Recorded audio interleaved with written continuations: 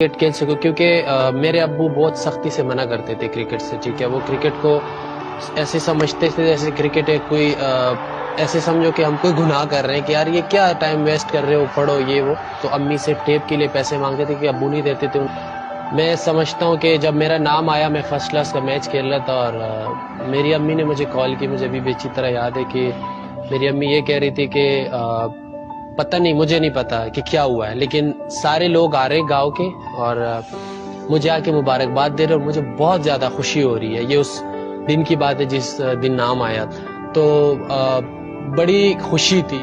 جب میں پھر ٹور کے لیے جا رہا تھا تو جس رات میری ڈیبیو تھی، ٹیم مینجمنٹ والے آئے اور مجھے تو پتہ نہیں تھا کہ میری امی کا یہ واقعہ ہوا ہے. تو انہوں نے خیر مجھے بتایا کہ آپ کی امی دنیا سے چلی گئی، اور خیر اس کے بعد تو مجھے بالکل ہوش ہی نہیں تھا اور بالکل سمجھ نہیں آ رہی تھی. لیکن پھر یہ کوشش تھا کہ ابھی کم از کم اتنا ہو کہ میں ان کو آخری بار تو دیکھ سکوں. لیکن وہ میرے خیال سے کہ اتنا ٹائم نہیں تھا کہ میں جنازے پہ پہنچ سکوں. تو پھر میرے ابو نے کال کیا کہ بیٹا دیکھو، آپ جس مقصد کے لیے گئے ہو، ٹھیک ہے، امی اور مجھے یا جو بھی آپ کہہ لو کہ سب گھر والوں کو چھوڑ کے آپ چلے گئے، تو اسی مقصد کے لیے گئے ہو. اب آپ ایسے کرو کہ نہ جو ہے نا وہ کھیلو. اور مجھے تو بالکل ہوش نہیں تھا.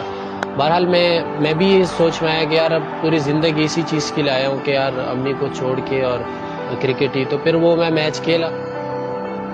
میں ایسے سوچتا تھا کہ یار میری دنیا ختم ہو گئی اندر، کیونکہ بڑا ایک نا مشکل میں ہی سمجھ سکتا کہ وہ کیا ہوا اور امی کے لیے میں کیا سوچا تھا.